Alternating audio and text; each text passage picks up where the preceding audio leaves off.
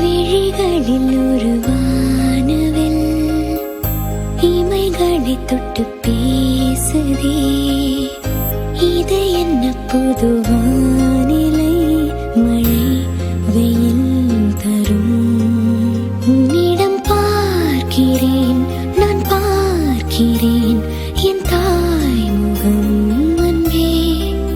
உன்னிடம் தோற்கிறேன், நான் தோற்கிறேன்